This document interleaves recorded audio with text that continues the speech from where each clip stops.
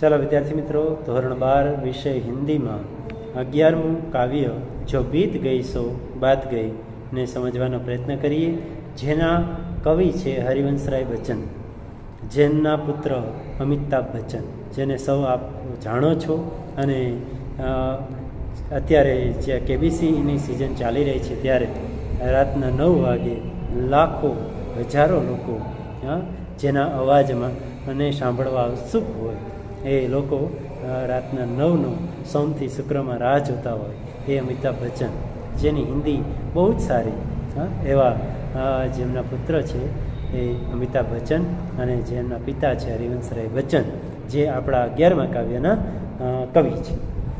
હરિવંશરાય બચ્ચન જન્મ સન 1907, મૃત્યુ સન 2003 ઈસવીસન, એટલે કે જેમનો જન્મ 1907માં થયો અને જેમનું મૃત્યુ 2003માં થયું. हालावादी कवि हरिवंशराय बच्चन का जन्म उत्तर प्रदेश के इलाहाबाद में हुआ था. हालावादी कवि हरिवंशराय बच्चन જેમનો જન્મ उत्तर प्रदेशના इलाहाबाद में થયો હતો. उन्होंने इलाहाबाद विश्वविद्यालय से अंग्रेजी में MA तथा कैम्ब्रिज विश्वविद्यालय से PhD की उपाधि प्राप्त की.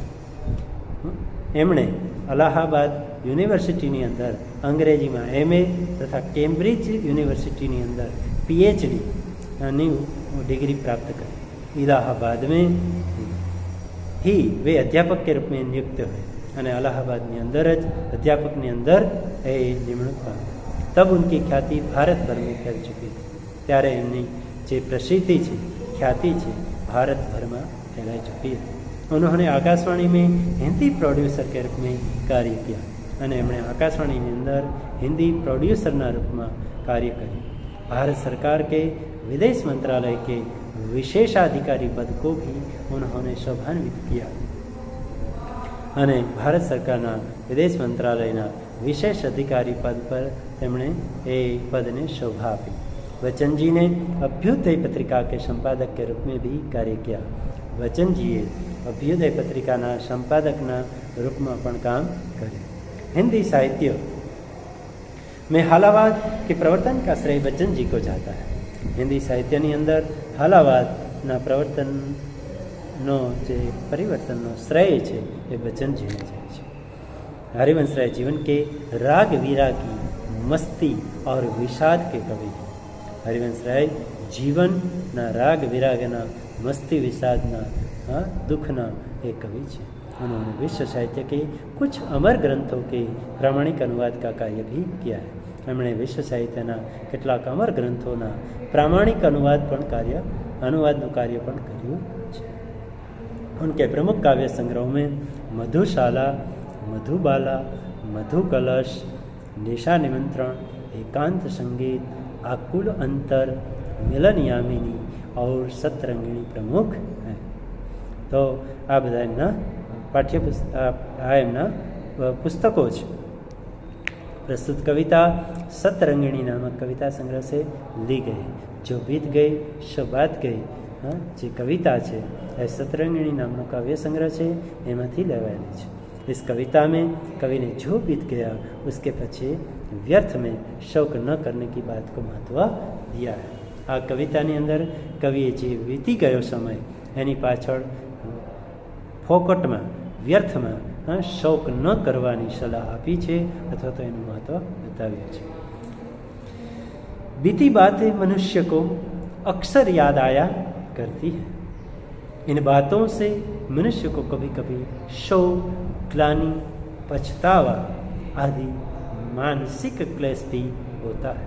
प्रस्तुत कविता के द्वारा कवि ने मनुष्य को यह संदेश दिया है कि जो बीत गया उसके बारे में सोचना और शौक करना व्यर्थ है.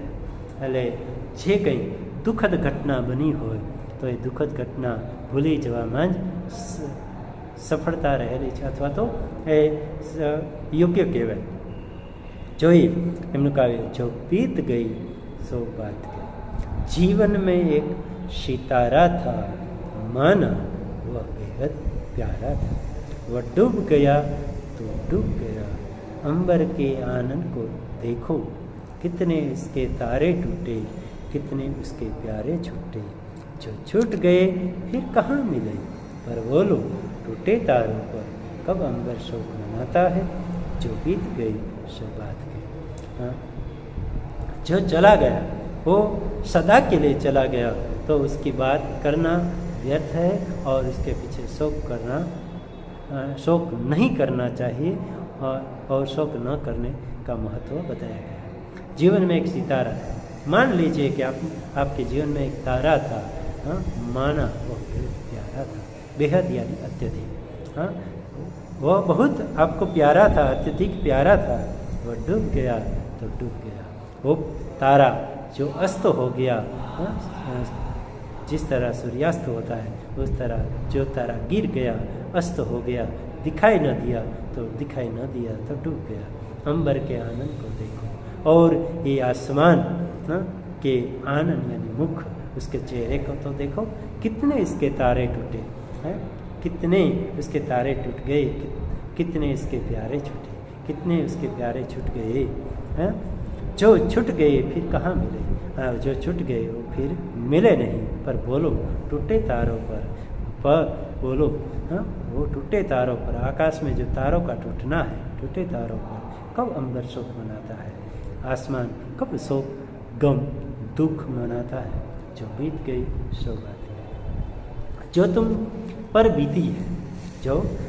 बीती है वह आई गई बात हो गई, वह बात हमेशा के लिए समाप्त हो गई। ऐसा मानकर उसे भूल जाना ही अच्छा है।